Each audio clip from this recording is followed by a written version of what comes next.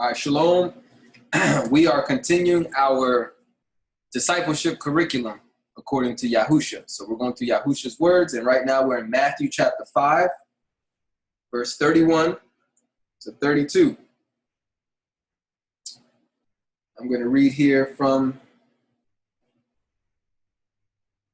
the ISR.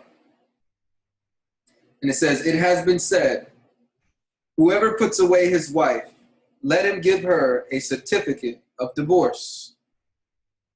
But I say to you that whoever puts away his wife, except for the matter of whoring or sexual immorality, makes her commit adultery.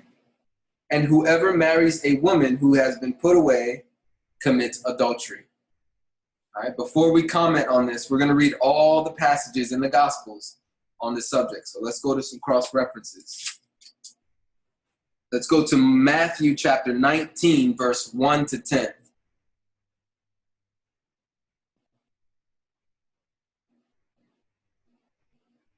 Matthew chapter 19, verse 1 to 10 says this, "And it came to be, when Yahusha had ended these words, that he left Galilee and came to the borders of Yehuda beyond the Jordan.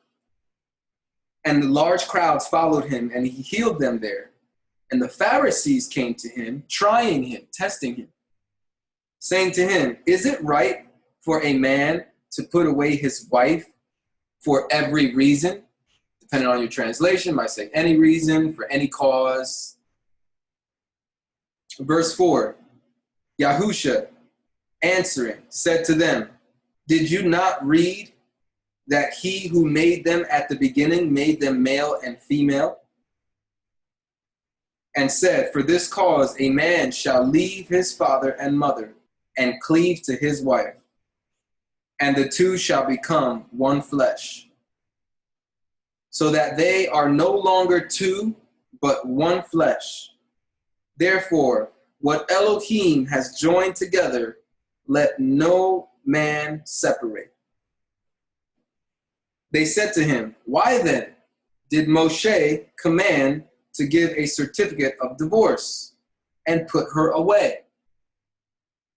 He said to them, "Because of the hardness of your hearts, Moshe allowed you to put away your wives, but from the beginning it was not so.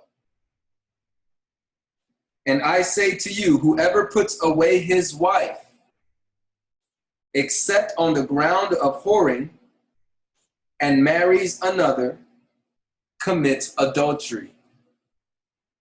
And whoever marries her who has been put away commits adultery." And then verse 10, his taught one said to him, "If such is the case of the man with his wife, it is good not to marry." Let's go to Luke chapter 16. Luke 16, verse 14 and 18, or 14 to 18.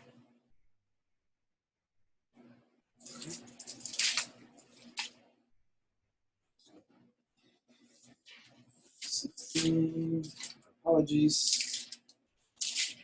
See if different translations in front of me. Luke 16, 14 to 18. It says, "And the Pharisees who loved silver also heard all this and were sneering at him." Okay. And they said, sneering at him, mocking him, I guess, depending on your translation. "So he said to them, you are those who declare yourselves righteous before men, but Elohim knows your hearts, because what is highly thought of among men is an abomination in the sight of Elohim. The Torah and the prophets are until Yohanan. Since then, the reign of Elohim, or the kingdom of Elohim, is being announced, and everyone is doing violence upon it. And it is easier for the heaven and the earth to pass away than for one tittle of the Torah to fall." Verse 18, everyone putting away his wife and marrying another commits adultery, and everyone marrying her who is put away from her husband commits adultery. Okay? That's all I got for the Gospels. Yeah, I read that one. Didn't I? Oh, I read 1 to 10. No, you read Matthew. Oh, I missed Mark. My bad. Thank you. Got it in my notes too. Just skip right over it. All right, one more. And then we're going to start getting into it. Mark chapter 10. Yep, 1 to 12. Mark 10, 1 to 12. And it says, and rising up from there, he came into the borders of Yehuda by the other side of the Jordan, of the Jordan. And crowds gathered to him again. And as he usually did, he was teaching them again. And Pharisees came and asked him, is it right for a man to put away his wife? Testing him. And he, answering, said to them, what did Moshe command you? And they said, Moshe allowed a man to write a certificate of divorce, according to Deuteronomy chapter 24, verse 1 to 4. We'll get into that. And to put her away. And Yahusha said to them, because of the hardness of your heart, he wrote you this command. However, from the beginning of creation, Elohim made them male and female. For this cause, a man shall leave his father and mother and cleave to his wife. And the two shall become one flesh, so that they are no longer two, but one flesh. Therefore, what Elohim has joined together, let no man separate. And in the house, his taught ones, his disciples, asked him about this again.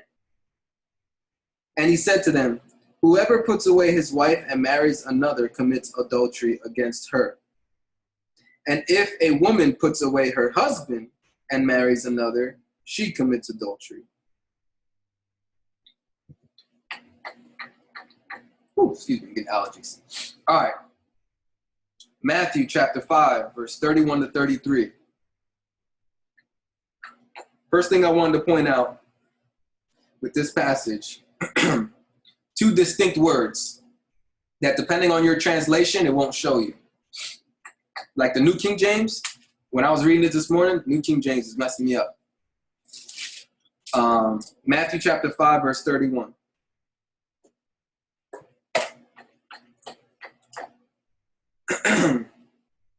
All right. Verse 32, it says, I say to you that whoever shall put away his wife, the word put away here is G630. That's the word for put away. And if we read the definitions, it says to set free, to let go, to dismiss, to bid, to depart, or send away. So this is a physical action, to physically remove someone or send somebody or something away.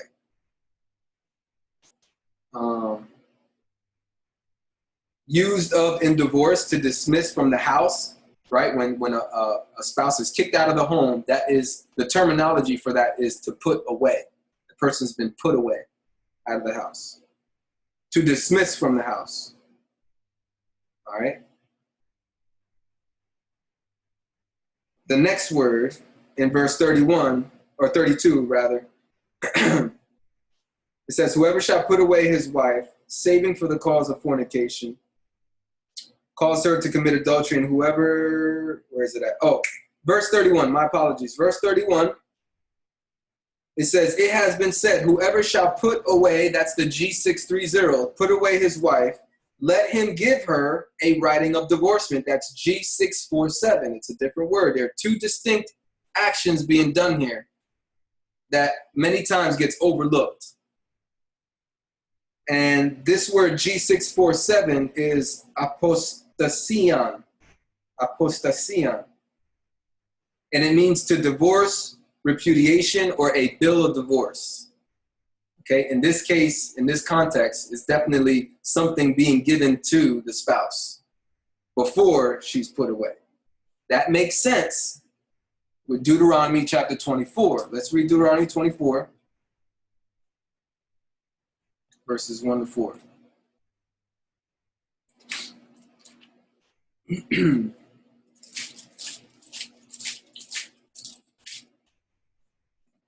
All right, Deuteronomy 24, 1 to 4.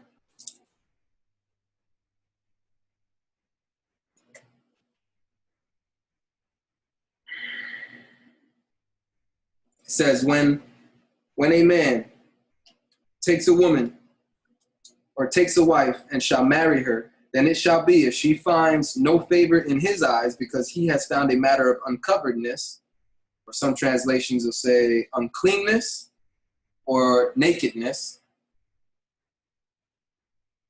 in her, and he shall write her a certificate of divorce and put it in her hand. So you can see this is a physical thing that's being put in the hand of the woman that's about to be put away. And then it says, and send her out of the house.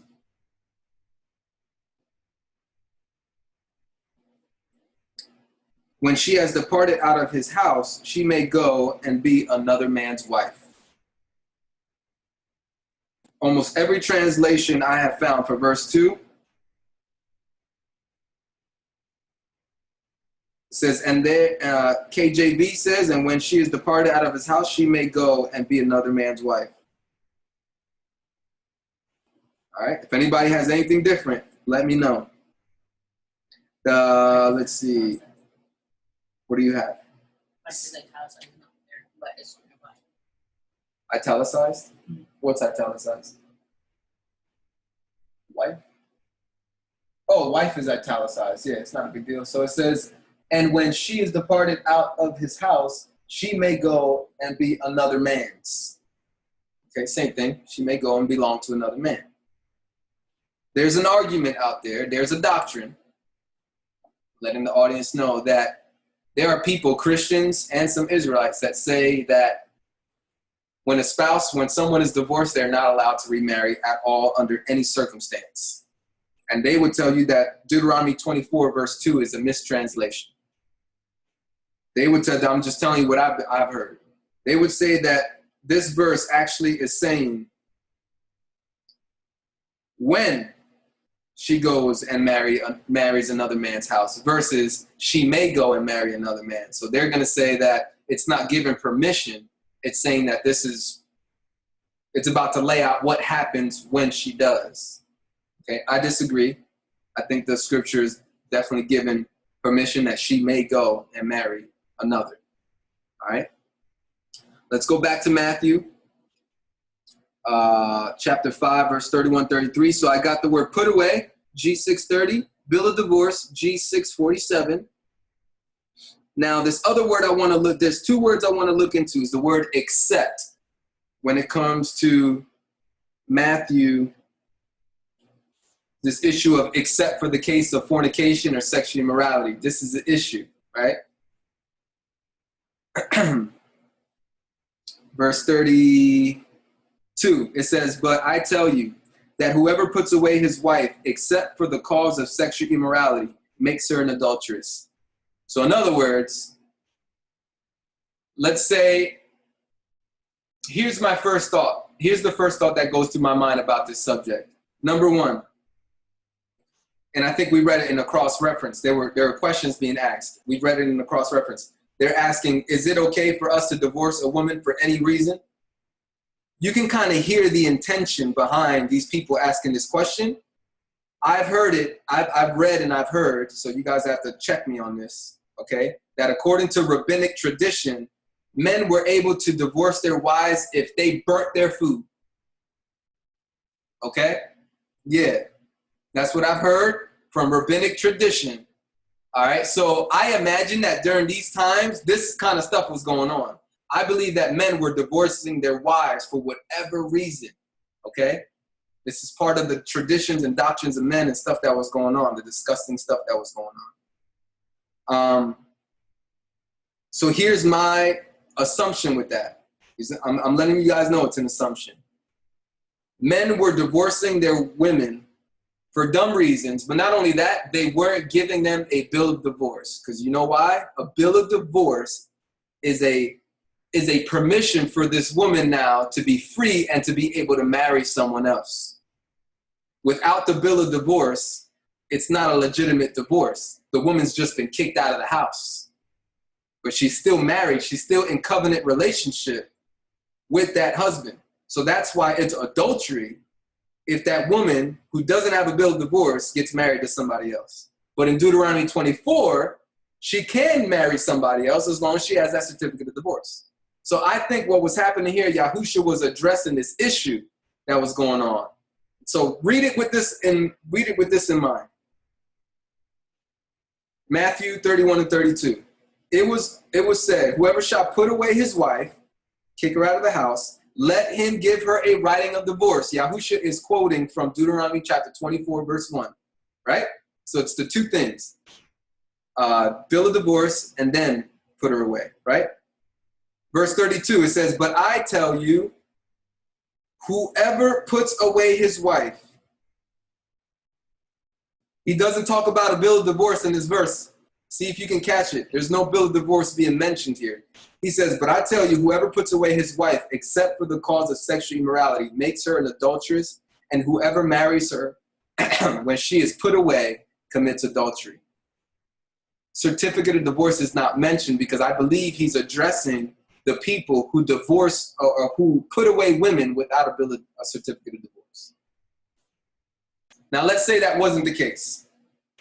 Let's say the case was, no, putting away is equated to divorce. It's all the same thing. The putting away would be a package deal of you automatically, it's known that they're getting a certificate of divorce. Let's assume that the word putting away is a package deal, right? And the word except now becomes the problem because it says, but I tell you, whoever puts away his wife, whoever divorces his wife and gives her a certificate of divorce, except for the cause of sexual immorality. So in other words, if your wife commits sexual immorality, you don't have to give her a certificate of divorce. You could just put her away. Would that even make sense to be coming out of the mouth of the Messiah? I'll repeat it one more time. And I need y'all to take notes. If you're disagreeing with anything, take down notes so we can discuss it after the recording. I'm gonna read it again. Let's say that putting away was a package deal, that it includes giving a certificate of divorce, right? Even though verse 31 gives a distinction. Let's just say putting away would be the summary of the whole package deal. I kicked the woman out or a man out and gave them a certificate of divorce. Verse 32, check this out. It says, but I tell you, whoever puts away his wife, that means I kicked my wife out, gave her a certificate of divorce, except for the cause of sexual immorality. So this doesn't include if she committed sexual immorality. If she committed sexual immorality, you don't need to give her a certificate of divorce. I'm going to read it all together now without stopping. But I tell you, whoever puts away his wife, except for the cause of sexual immorality, makes her an adulteress, and whoever marries her when she is put away commits adultery. So if I put away my wife for sexual immorality, I don't need to give her a certificate of divorce. And I mean, automatically, according to Deuteronomy 24, whoever marries that woman is going to be in adultery because I didn't give her a certificate of divorce. So it wouldn't make sense that Yahusha is saying everything except for the sexual, because think about it. Just think about this. The religious people are like, yo, we're allowed to divorce our wives if she don't cook good, if she burn my food, if, you know what I'm saying, she don't iron my clothes right. You know what I'm saying?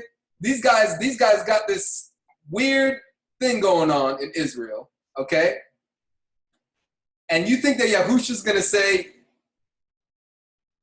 you can divorce her for all those reasons, but not for sexual immorality. That doesn't make any sense. Next question. Go ahead, ask a question. All right. With reading it, putting away as divorce, like actually giving it. My question is, could it be reading this way? But I say to you that whosoever shall divorce his wife makes her an adulteress. I'm adding to it so I can get the context of my question. Okay? Makes her an adulteress if you divorced her for any other reason than sexual morality. AKA, whosoever puts his wife away for burning some toast or not looking right causes her to be an adulteress. Whoever puts away his wife or burning the food, yep, which is not sexual morality, right, causes her to be an adulteress. Right. Could that be reading that way? Yes, it can be. Yes, it can be reading that way. But what I see a problem with is the word accept. Check this out. Let's look up the word accept in the Greek. The word accept here is, where is it? Saving in King James, G3924. This only shows up 3 times in Scripture. Besides, saving,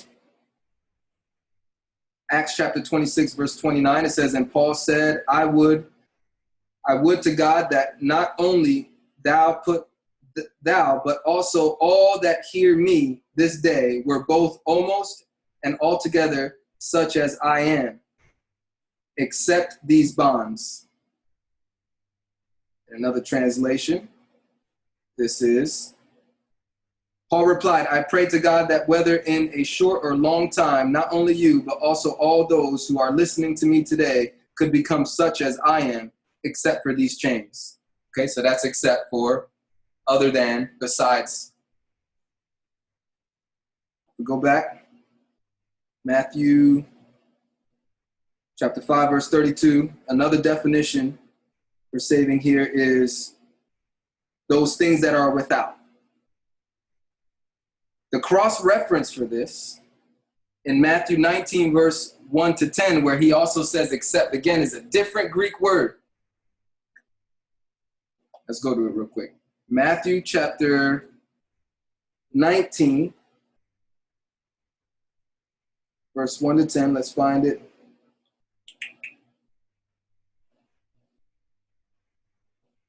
Verse 9.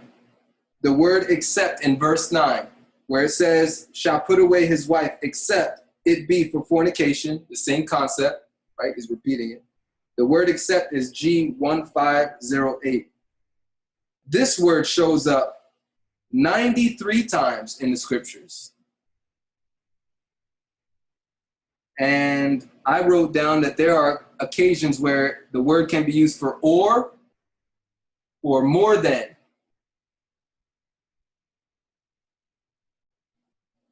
It's used for or in 2 Corinthians chapter 3, verse 1. Do we begin again to commend ourselves, or do we need, as some others, epistles of commendation to you or letters of commendation from you? The word is used for or. And it's also used for more than. Mark chapter 8, verse 14. Now the disciples have forgotten to take bread, neither had they in the ship with them more than one loaf. So I would say here, in this case, that I would say this is not a package deal. The putting away is not equated to giving a bill of divorce, okay?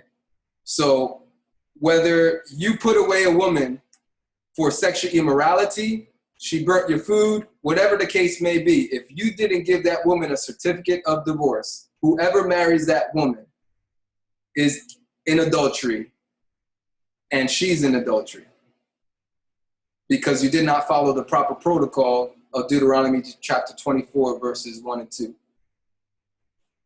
That's what I'm seeing so far. All right.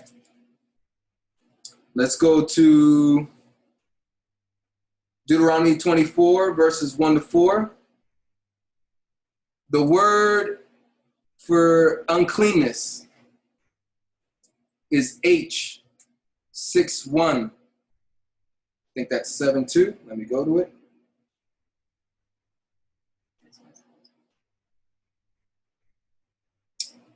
Yep, H6172, right? Where it says if he finds some uncleanness in her, or depending on your translation, nakedness.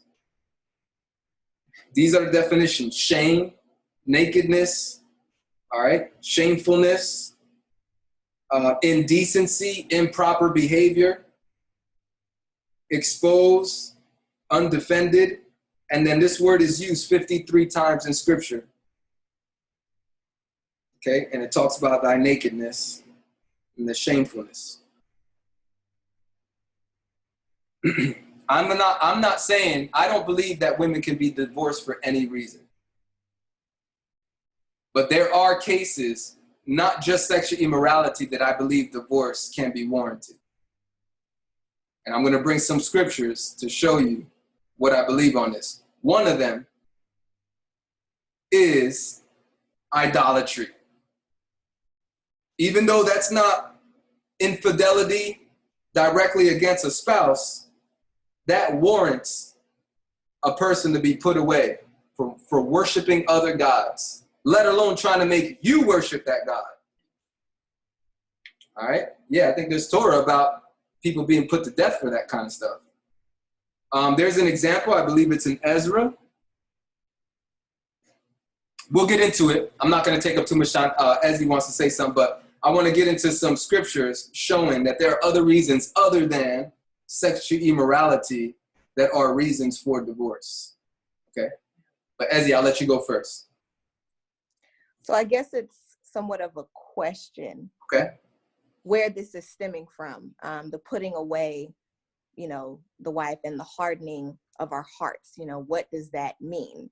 Because I guess my understanding stems from Deuteronomy 21, when it says in Deuteronomy 21:10, when you go out to fight against your enemies, and Yahuwah your Elohim shall give them into your hand, and you shall take them captive, and shall see among the captives a woman lovely of form, and shall delight in her, and take her for your wife. Then you shall bring her home to your house, and she shall shave her head and trim her nails, and put aside the mantle of her captivity, and shall dwell in your house, and mourn her father and her mother a month of days. And after that you shall go into her and be her husband, and she shall be your wife. Verse 14, and it shall be, if you are not pleased with her, that you shall let her go at her desire, but you do not sell her at all for silver. Do not treat her harshly, since you have humbled her.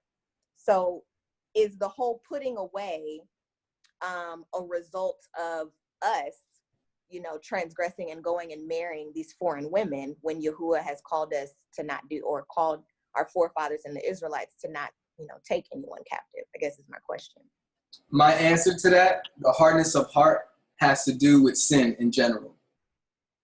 And the hardness of heart still exists. So Yahusha is, what he's saying is, the reason why divorce, certificate of divorce, and the putting away was permissible is because of sin. If there was no sin, there would be no women rebelling against their husbands. There would be no husbands rebelling, being evil against their wives. It wouldn't exist. But because of the hardness of heart, Yahuwah allowed a way out. I believe it's a way out, and a justified way out. Okay, but this wasn't the original intention. Yahusha saying this wasn't originally the way it was supposed to be. He didn't say that it was not permissible. Because why would Yahuwah allow something that goes against a foundational, fundamental principle from creation?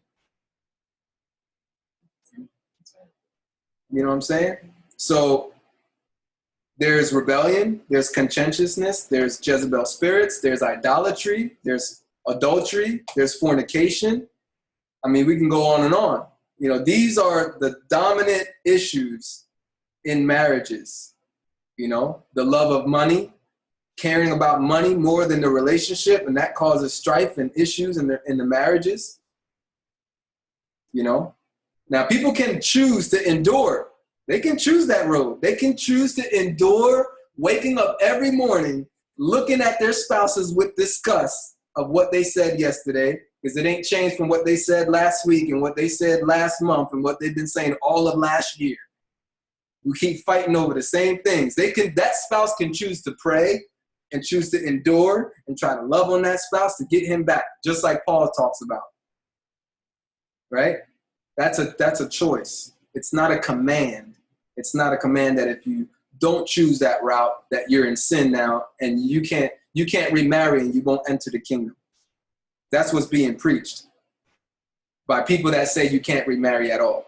If you're married once and you get divorced, you're not allowed to marry again under any circumstance. I think that's ridiculous. Doesn't make any sense. Okay, however, I'm going to read some. You got a cross-reference, you said? For what you're about to say. Go ahead.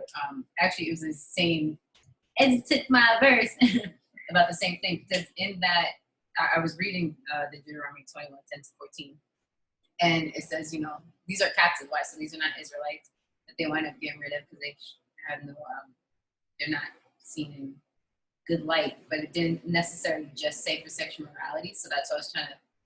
My question came down to, is Messiah only given provision for one reason?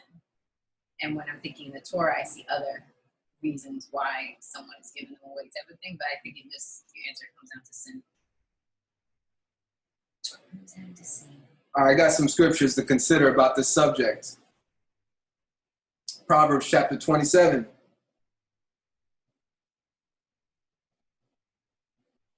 Verse 15. It says, a continual dropping on a rainy day and a contentious wife are the same. Has anybody ever lived in a house where it rains and you have leaks in the house? Leaks on the roof, water dripping, causing the bubbles to bubble up, your paint's getting messed up, stuff's getting damaged. A contentious wife is similar to that. Let's go to another one. Proverbs 21, verse 9. It is better to dwell in the corner of the housetop than to share a house with a contentious woman. Why would a passage like this exist in a book of wisdom? I think there's a reason. No, you can't answer that question. 21:19, same chapter. It says, it is better to dwell in a desert land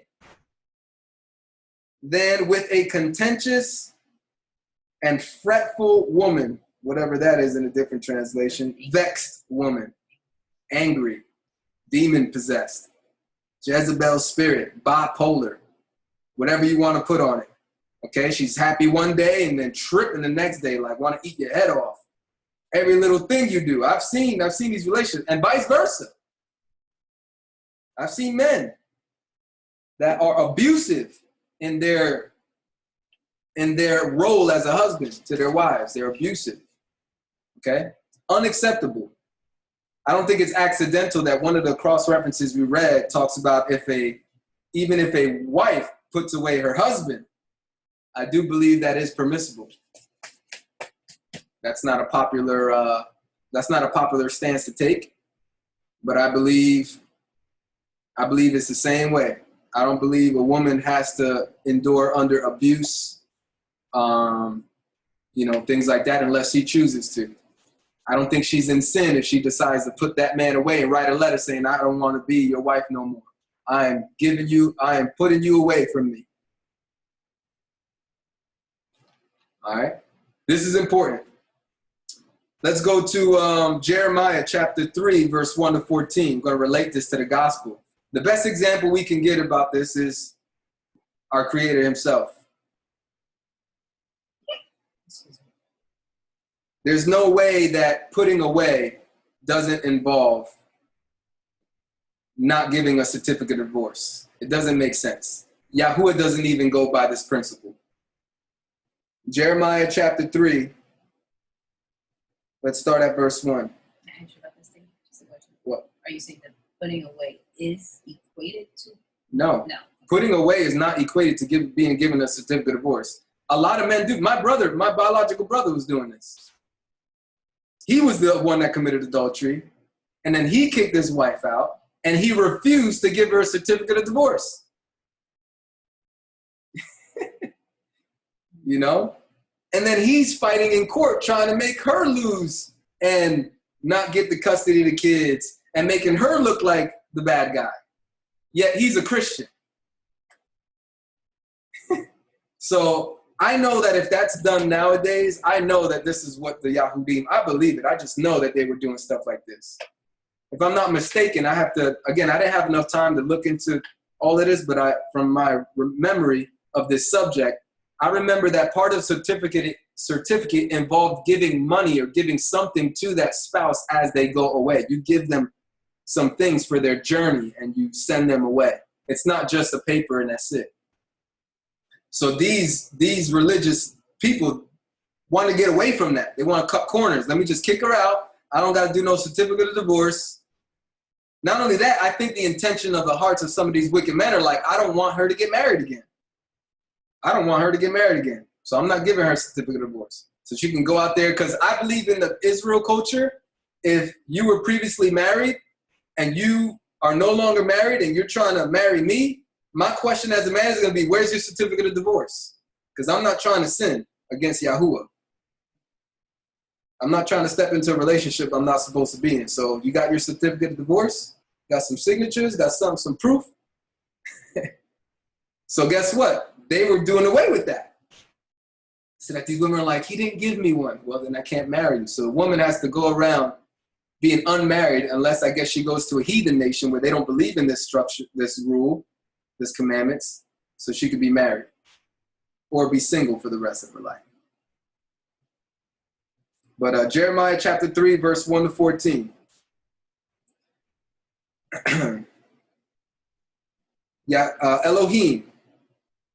Elohim said, if a man puts away his wife and she goes from him and becomes another man's, should he return to her again? I never finished reading Deuteronomy 24. I apologize for that. Deuteronomy 24 continues on saying, let me just go back and read it.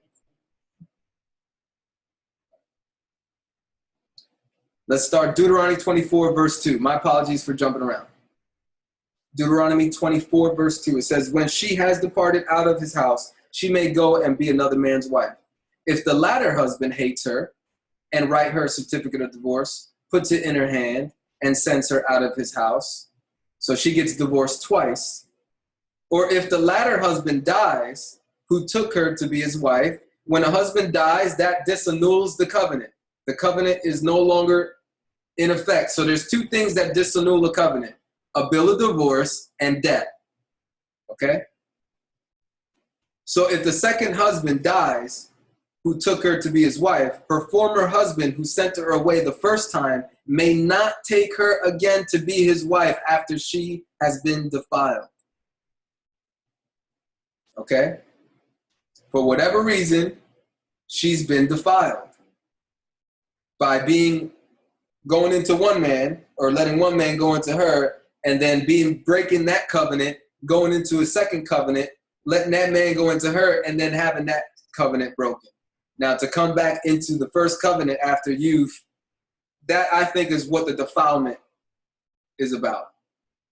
These people that have this other doctrine would say the defilement is when she got married a second time, she became defiled. That's the defilement, and I disagree with that. I disagree with that.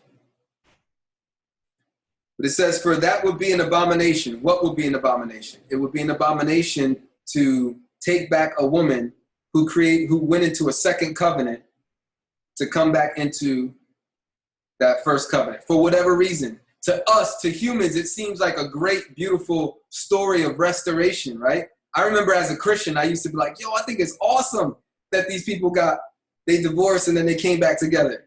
Until I came into this walk, Torah observant, and I read this, I was like, that's actually bad.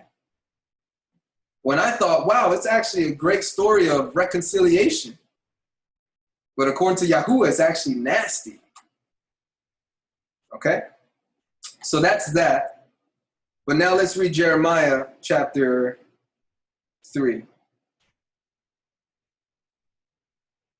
This has a lot to do with the gospel. This marriage and divorce, remarriage stuff is very, very connected with Yahuwah's relationship with us, with Israel. All right, Jeremiah chapter 3, verse 1, it says, if a man puts away his wife, and she goes from him and becomes another man's, should he return to her again? Wouldn't that land be greatly polluted? So he's bringing up Deuteronomy 24 for what Yahuwah is bringing up through the prophet Jeremiah, through the prophet Jeremiah. Yahuwah is speaking, by the way. This is Yahuwah speaking. It says, wouldn't that land be greatly polluted? But you have played the prostitute with many lovers, yet return again to me, says Yahuwah. You see, that's not Jeremiah talking his own words. This is Yahuwah speaking through him. So hold on. Question. Are you telling me that Yahuwah is going to take back somebody who married? Okay, right now we're talking about playing the prostitute. So this is not divorce yet. We're not talking about divorce yet.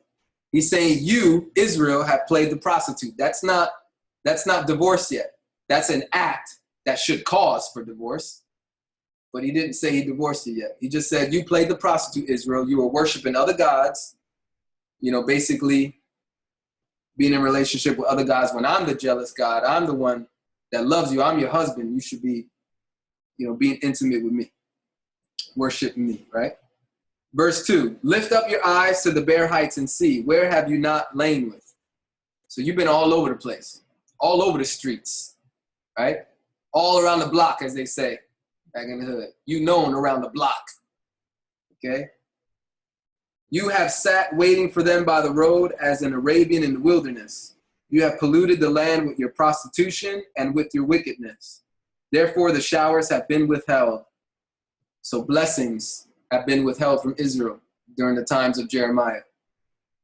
And there has been no latter rain, yet you have had a prostitute's forehead, and you refuse to be ashamed. Will you not from this time cry to me, my father, you are the guide of my youth? Will he retain his anger forever? Will he keep it to the end? Behold, you have spoken and have done evil things and have had your way. Moreover, Yahuwah said to me in the days of Josiah, the king, have you seen that which backsliding Israel has done? She has gone up on every high mountain and under every green tree and has played the prostitute there. I say, after she had done all these things, she will return to me. But she didn't return. And her treacherous sister, Yahudah, saw it.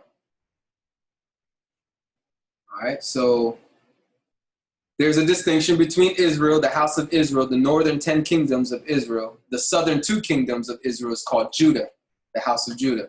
All right? And right now he's saying that Israel was committing all these sins, playing the prostitute.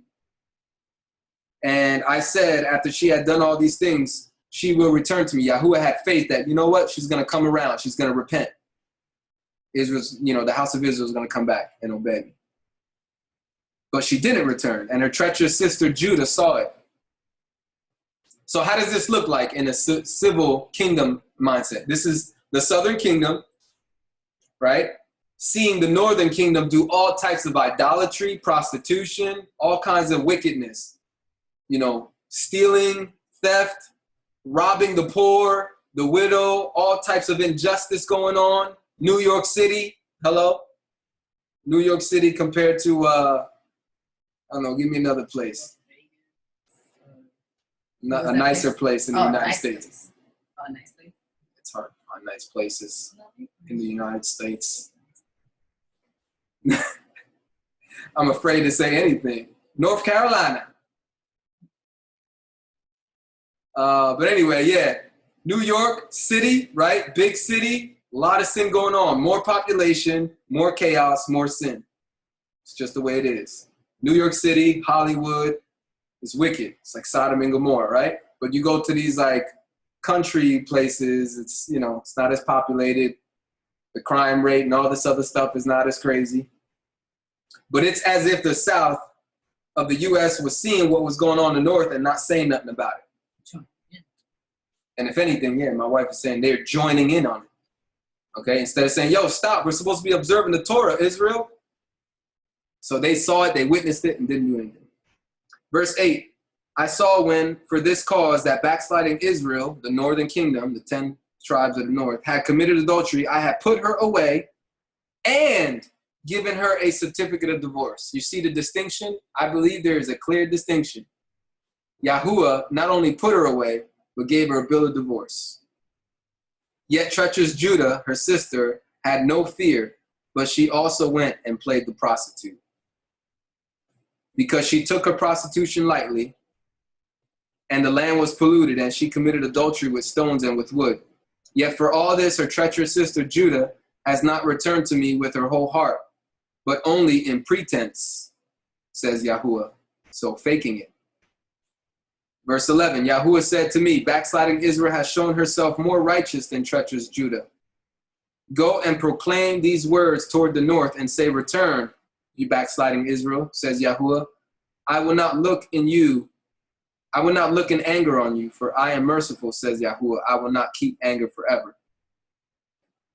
So verse 11 to me shows that Judah was actually worse than Israel. But Israel got the certificate of divorce. Okay, that's interesting. I want to go to some scriptures real quick. Let's go to 2 Kings 17:18.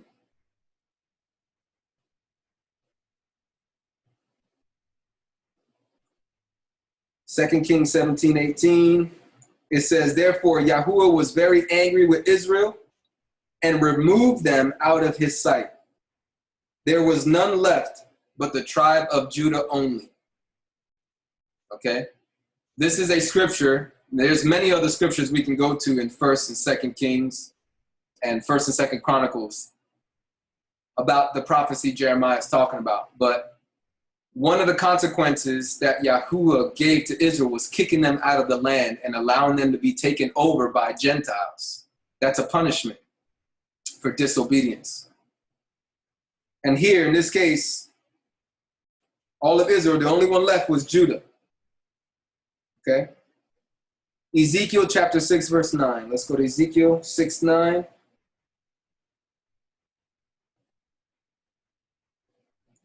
It says, those of you that escape will remember me among the nations where they are carried captive, how I have been broken with their lewd heart, which has departed from me, and with their eyes, which play the prostitute after their idols. Then they will loathe themselves in their own sight for the evils which they have committed in all their abominations. There's going to come a time in the future where this same Israel that got divorced and kicked out of the land is going to feel remorseful over their sin. Psalms chapter 89, verse 29 to 33. 89, 29 to 33.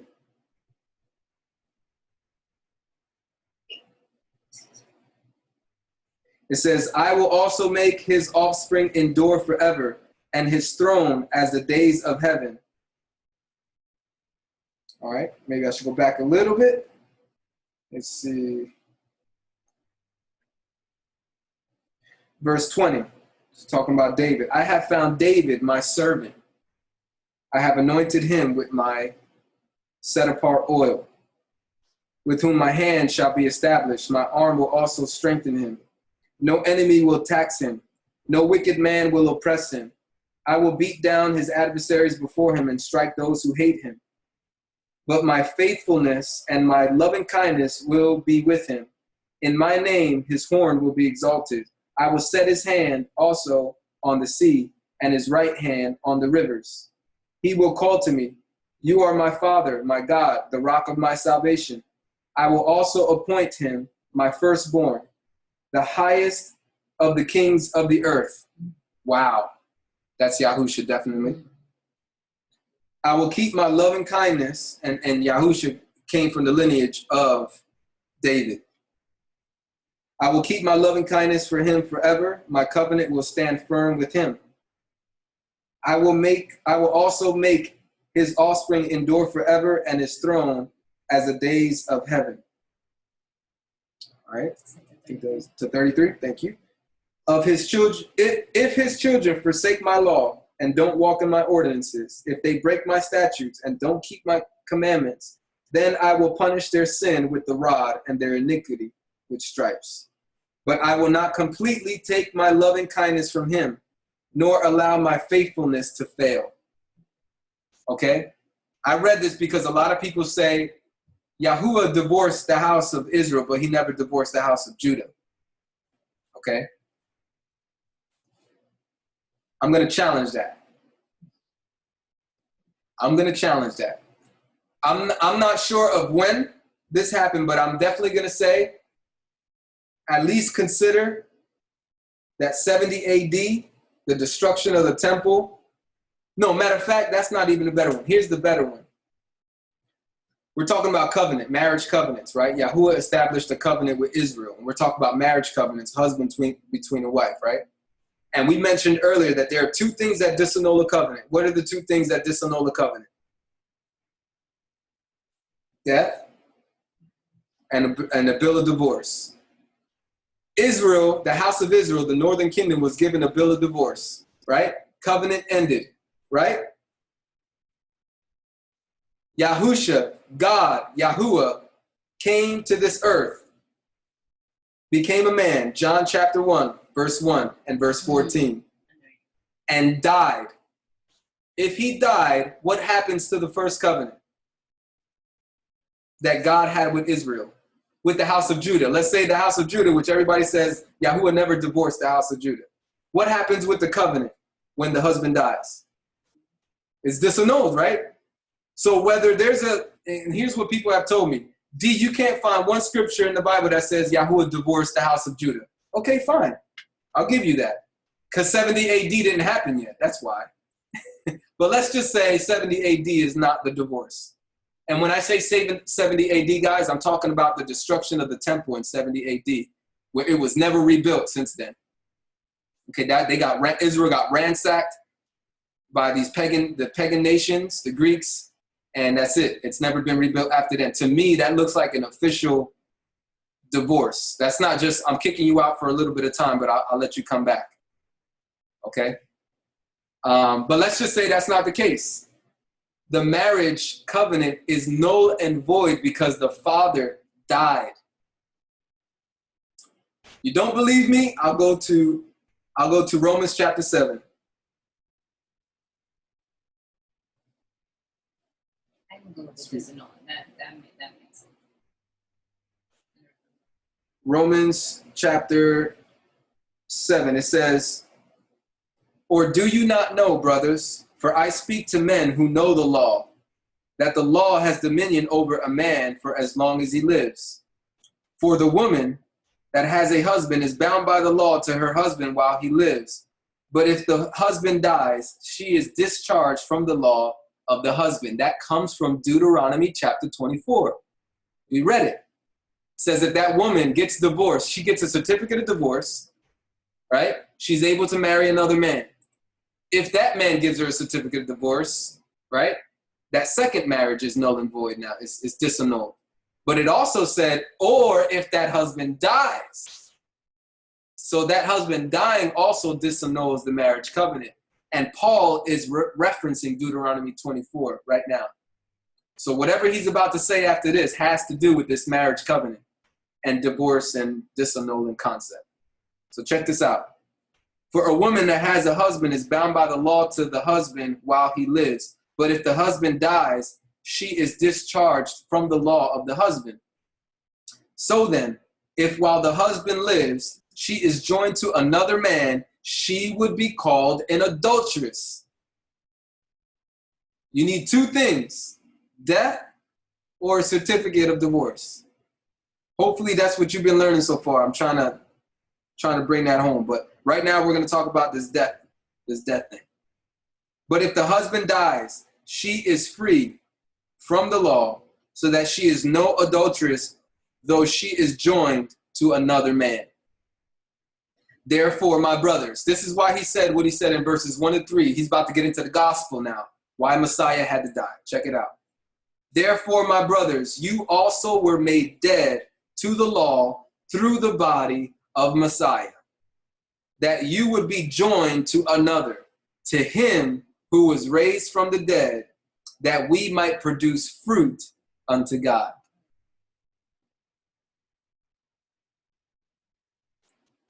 Jeremiah chapter 3 is the beginning of a breaking of the covenant and the need for a new one. Jeremiah chapter 31, verse 31 to 33. There is a need for a renewed or new covenant, right?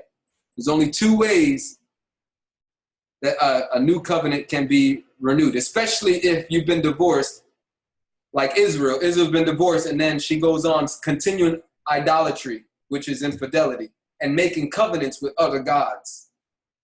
So after Israel goes around and makes covenant with other gods, Israel can't come back to Yahuwah. So what does Yahuwah need to do?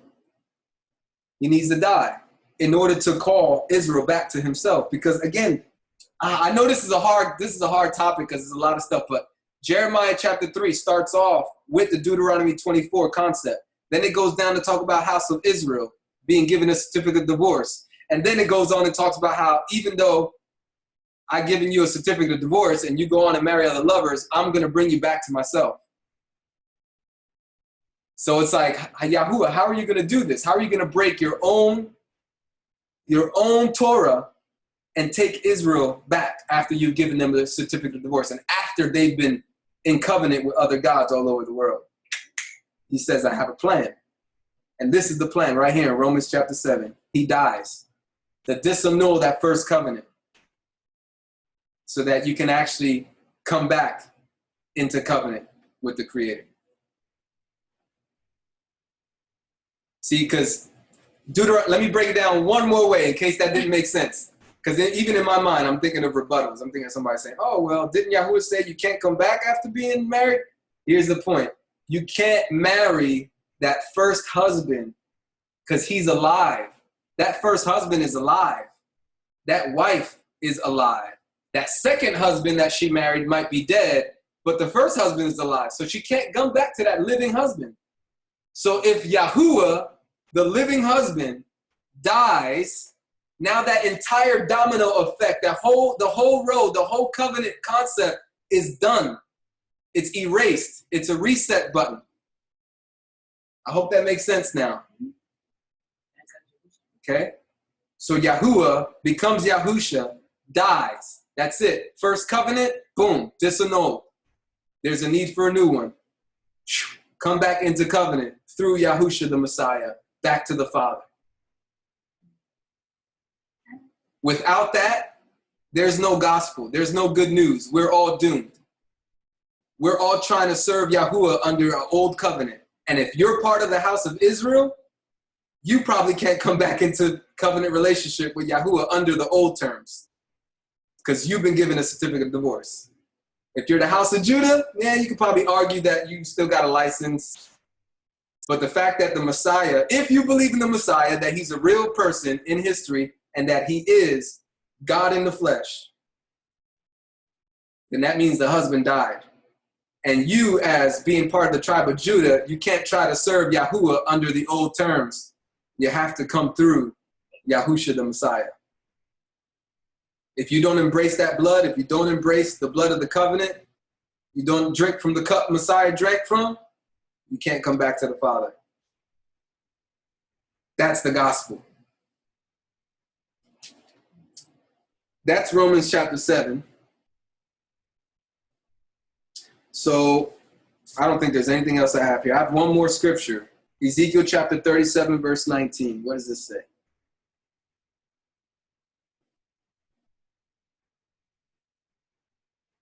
Ezekiel 37, 19 says this. I'll start at 18. When the children of your people speak to you, saying, won't you show us what you mean by these? Tell them this. The Lord Yahuwah says, behold, I will take the stick of Joseph, which is in the hand of Ephraim, and the tribes of Israel, his companions, and I will put them with it, with the stick of Judah, and make them one stick, and they will be one in my hand.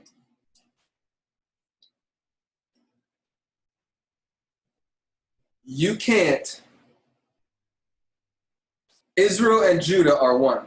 They make up Israel, right? They make up the bride of Yahuwah, who he's married to.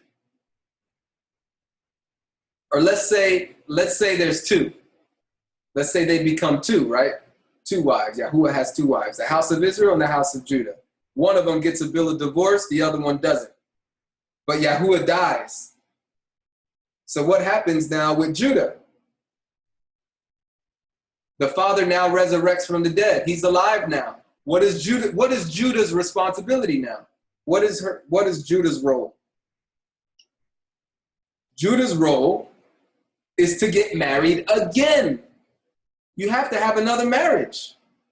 You don't just continue as if nothing happened. We need a new marriage covenant now because the first one is disannulled. So we need a new one. That's what Jeremiah 31 is all about, and Romans chapter 7. So regardless, and that's why I don't like the politics of this. There's a lot of people that are like pro-Jewish Israel, and they want to say they're still the chosen people, and no, they're not. That covenant is done. If they don't come through the Messiah, and I don't claim that the Jewish people are the original Israelites, by the way, but I do believe some of them are. It's got to be, because Israel's scattered all over the world. So there's some white, brown, black Israelites all over the place, okay, that look Chinese and Indian and everything. But here's the thing. You can't come back to the Father unless you come through the Son. There's no other way. So to every Old Testament only believing Jew or Yahudim out there, you can't be saved and be declared righteous if you're solely trying to obey the Old Testament and not embrace the Messiah who died. Sorry. You know? Your husband came to this earth and died. Like he said he would in the book of Isaiah. To us a child is born. A son is given.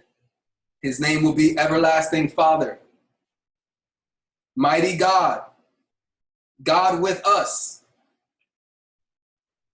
He needed to come down to this earth. He needed to come down to this earth to die because God can't die. God cannot die.